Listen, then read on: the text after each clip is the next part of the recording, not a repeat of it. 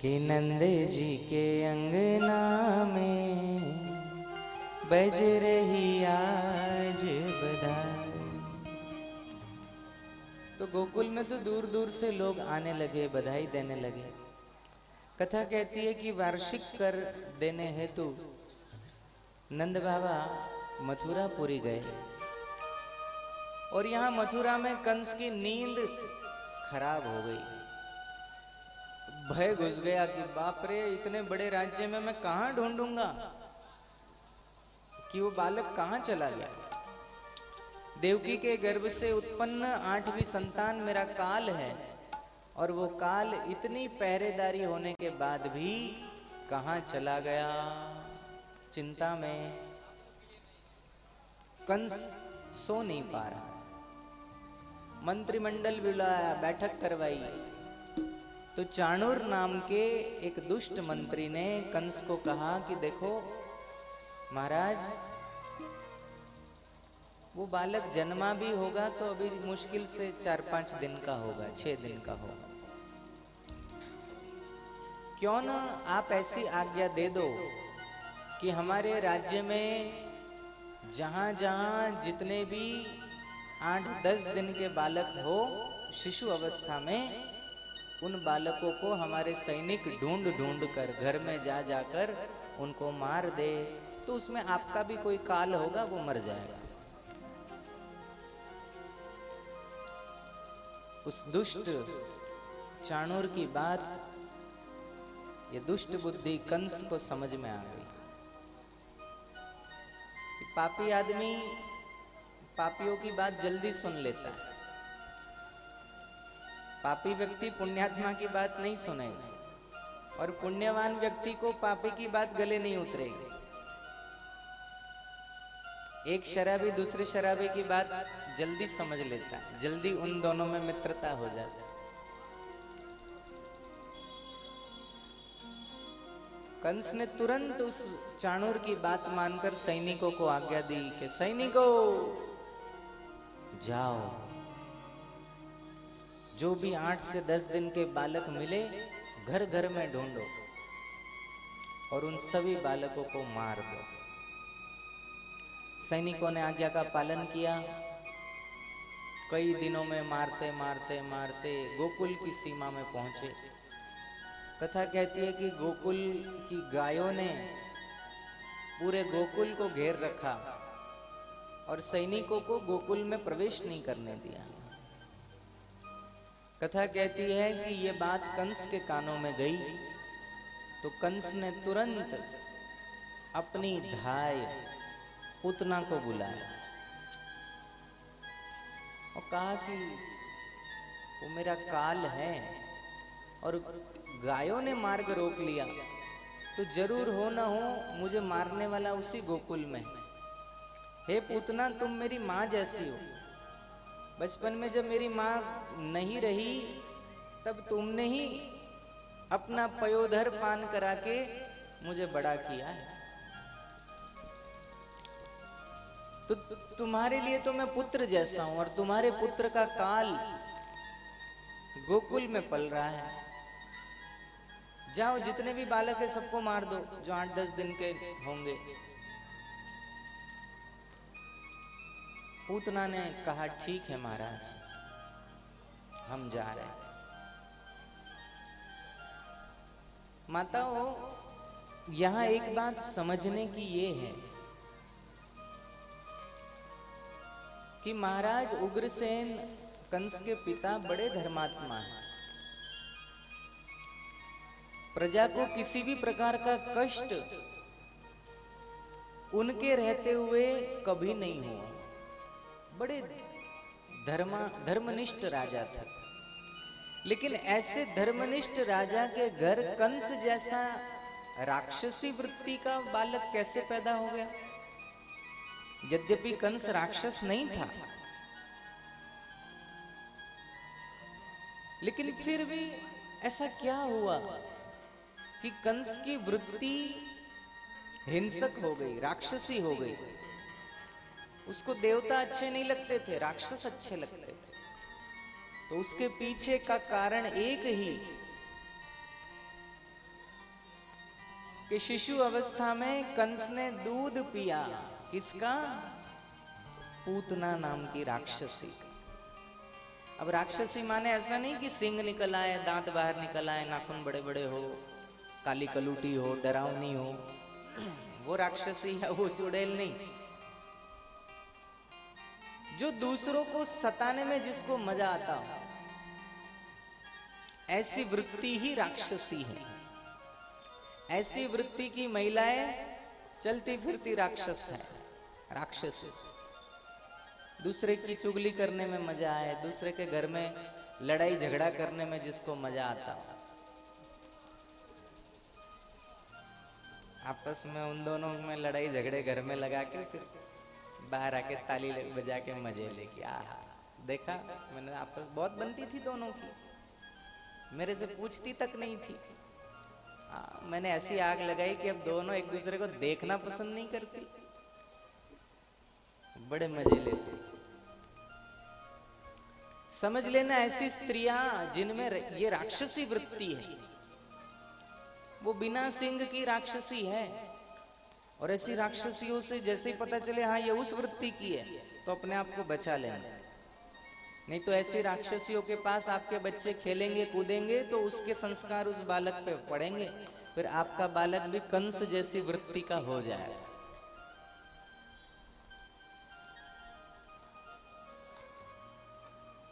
तो कंस की बात मानकर यह पूतना, जो दिखने में बहुत अच्छी नहीं थी, लेकिन उसने अपना रूप बदला। मायावी थी, इतनी बढ़िया सुंदर रूप बनाकर आई कि उसे जब गोकुल के वासियों ने देखा, रास्ते से जा रही थी, तो छोटे छोटे बालक जो माँ की गोद में खेल रहे थे, उन माओं ने उस पूतना को देखकर मन में ये भावना की कि ये बेटा तू बहुत छोटा है, तू जरा पहले जन्म लेता तो तेरे लिए यही बहू ले आती मैं। माए ऐसा सोचने लगी कि काश ऐसी बहू मेरी होती। नवयुवकों ने देखा तो उनके मन ललचाने लगे कि काश मेरे घर वाले इसी से मेरी शादी करा दे तो कितना बढ़िया होगा। भागवत में तो बहुत विस्तार से वर्णन दिया है उसकी, पूतना का जब रूप बदल के आई तब बहुत विस्तार से वर्णन है। तरह तरह की लोग बातें कर रहे हैं। अरे जवान तो छोड़ो, जो बूढ़े थे वो भी सोचने लगे कि काश ये पहले मिल जाती, ये बुढ़ापा न आता तो ये जितना धन मांगती वो धन देकर हम इसे खरीद लेते। जो नवयुवतियां पूतना को देख रही थी,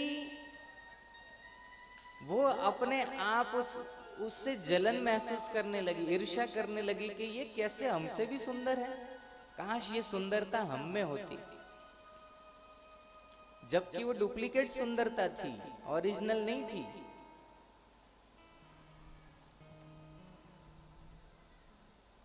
ये तो शास्त्रों में लिखा है कि वो मायावी थी, उसने रूप बदल लिया।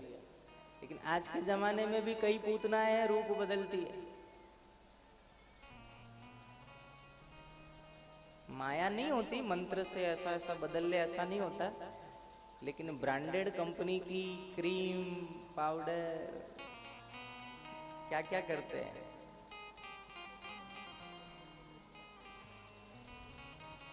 मुझे तो नाम भी नहीं पता, लेकिन वो जाते हैं ना, एक क्या कहते हैं उसको, पार्लर। हाँ, वहां जाके क्या होता है, बदला भी तो होता है। एक मेरा एक शिष्य है, उसने दिखाया एक वीडियो 30-35 सेकंड का होगा। उसने वो दिखाया कि एकदम बूढ़ी औरत, वो उसको ऐसा जवान बना दिया कि आहा, बहुएं बदल दी, वो नकली दांत लगा दिए, झुर्रियाँ थी उसको खींच खींच के कुछ ऐसा लगाया तो 55-60 साल की वो माता, वो नकली बाल भी लगाए उसने छोटे छोटे। कभी कभी लगता है कि भगवान कृष्ण के जमाने में तो एक ही पूतना का वर्णन आता है, आज के जमाने में होते तो ढेर सारी पूतनाएं देखने को मिल जाती भगवान।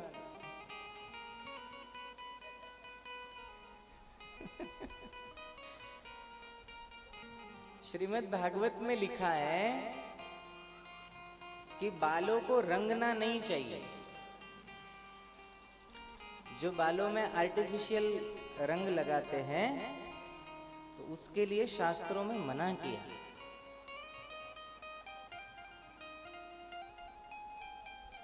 शास्त्र में स्त्रियों को बाल खुला रखना इसकी मनाही की है। यहां तक कि अगर आप साध्वी सन्यास भी ले लेते तो सन्यास के बाद तो पहला ही नियम है कि मुंडन कराते। महिलाओं का भी मुंडन होता है और उसके बाद जब बाल आते हैं तो बालों को फिर जटाओं में पिरोकर फिर उसे भी बांधा जाता है। खुली जटाएं नहीं रखी जाती। खुले बाल रखना और बाल रंगना ये राक्षसियों के काम है, सज्जनों के कार्य नहीं है। तो ये रंगना बंद करो। उम्र कम दिखे इसलिए वो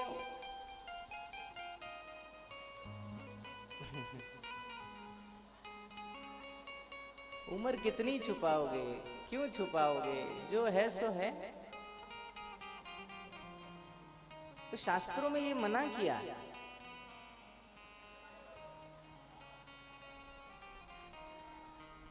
तो पूतना जब रूप बदल के गई तो सबका मन मोह लिया। यहां तक कि नंद बाबा वैसे तो पूरे गांव में घूम घूम कर बच्चे मारने लगी।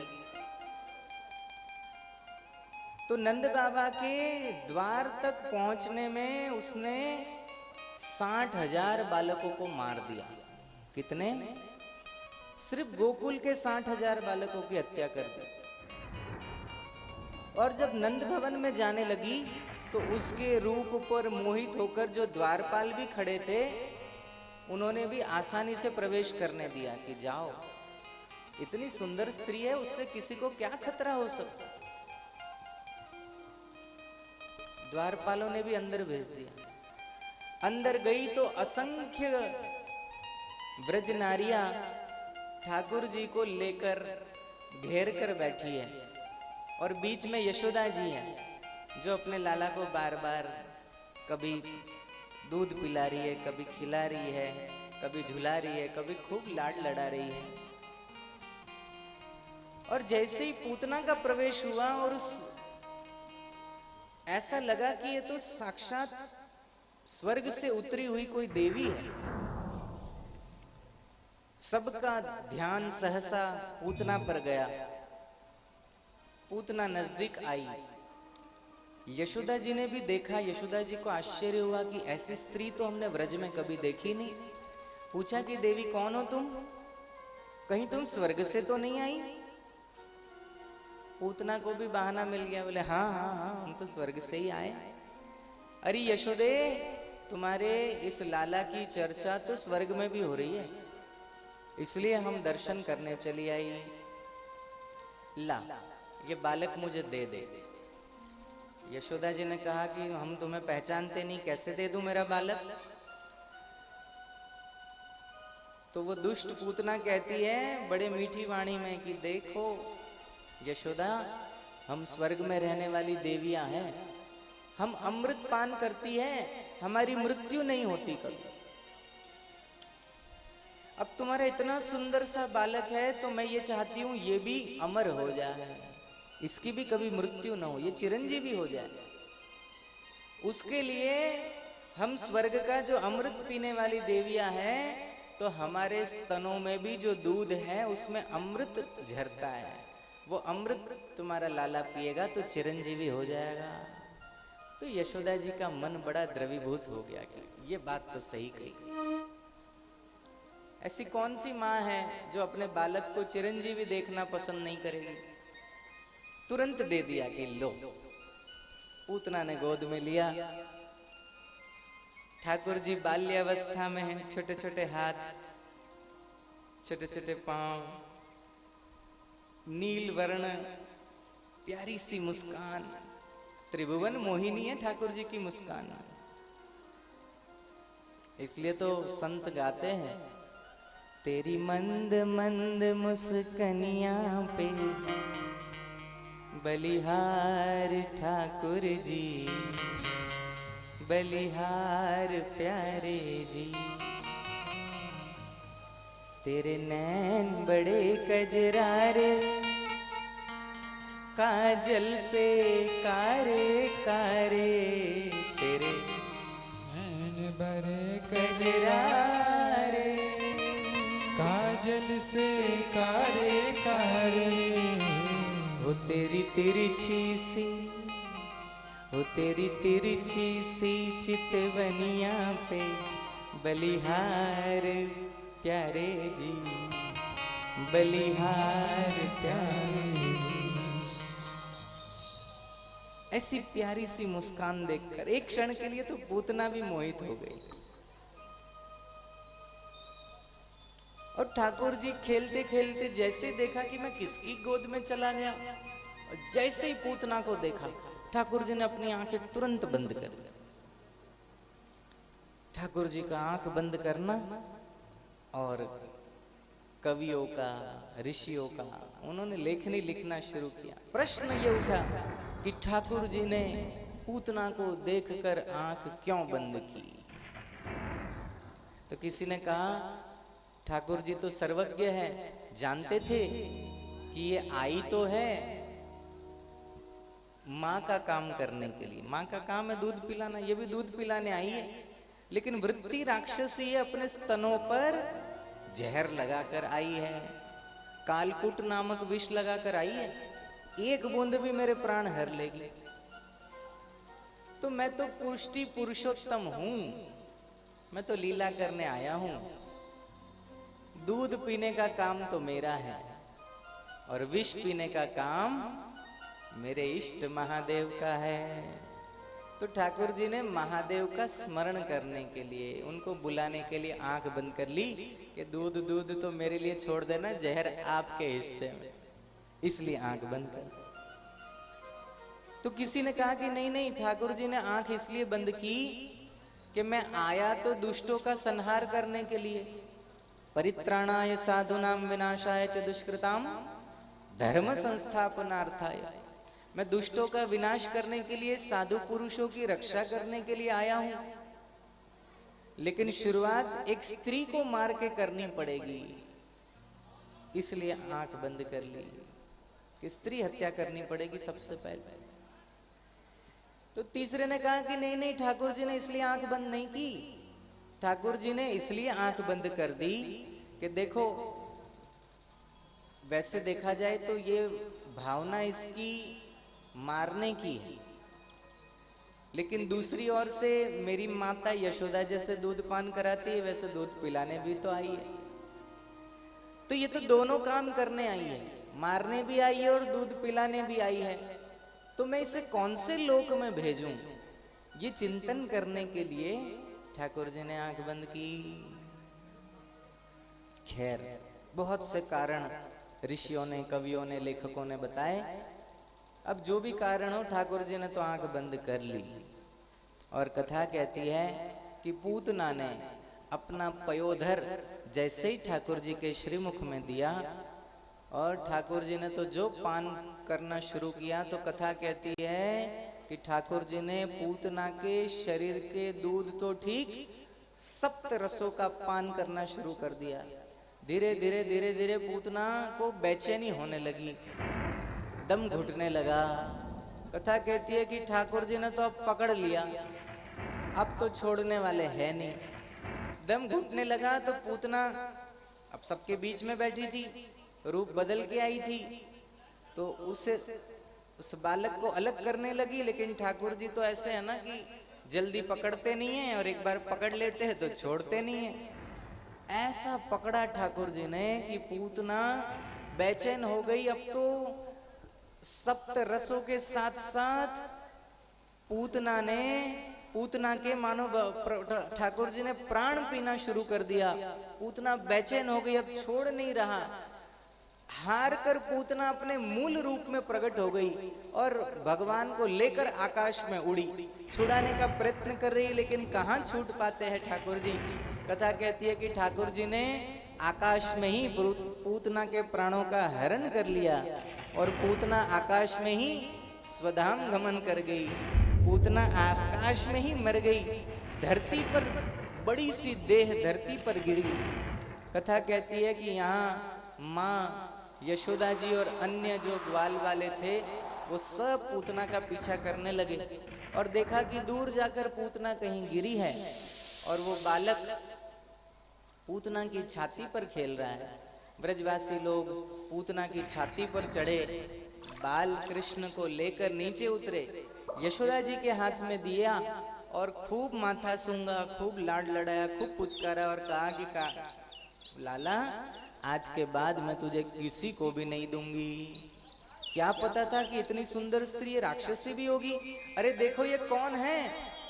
तो ब्रजवासियों में से कोई पहचानता था, उसने कहा कि अरे ये तो राक्षसी पूतना है, इसने हमारे गोकुल के 60,000 बालक मार दिए और इस बालक को भी मारने की मंशा से आई थी, लेकिन तुम्हारे पूर्वजों की कुछ कृपा रही यशोदे कि तुम्हारा बालक जीवित है, इसे कुछ भी नहीं हुआ, जाओ घर ले जाओ।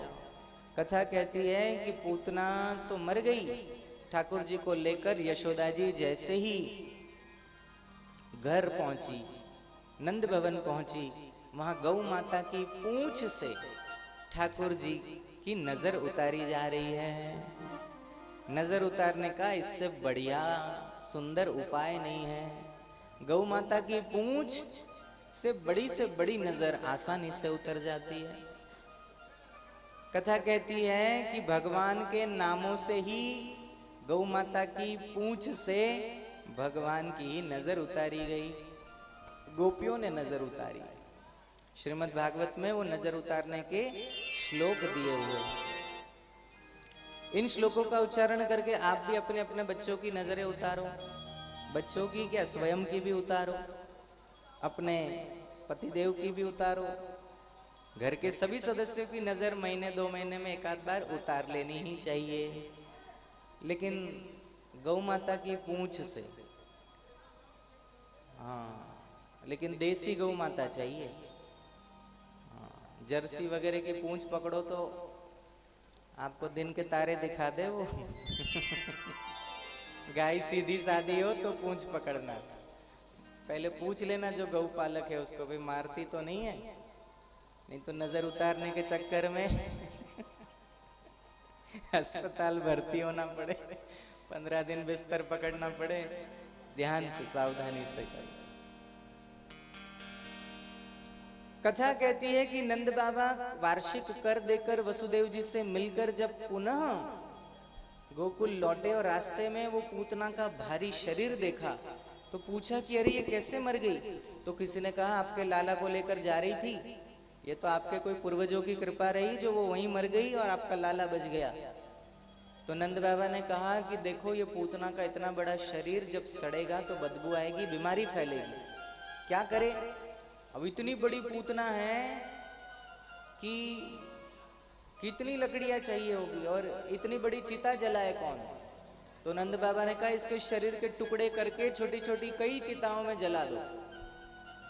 तो वैसी व्यवस्था की गई। और कथा कहती है कि जब वो शव पूतना का जलने लगा, अलग अलग अंग जलने लगे, तो उस अंगों से कोई बदबू नहीं आई, उस अंगों से चंदन की सुगंध आने लगी। तो ऋषियों ने पूछा कि चंदन की सुगंध कैसे आने लगी। किसी का भी पंच महाभौतिक शरीर जलता है तो बदबू आती है, चंदन की खुशबू थोड़ी आएगी। तो बोले भगवान का स्पर्श हो गया उस राक्षसी को। तो भगवान ने ऐसी कृपा की कि उसकी जो अशुद्ध देह थी वो भी शुद्ध हो गई, और जिसको भगवान का स्पर्श प्राप्त हो गया फिर उसमें से कहाँ गंध आएगी। तो सुगंधी होगी। तो यहाँ भगवान ने पूतना का उद्धार कर दिया। बोलो भक्त वत्सल भगवान की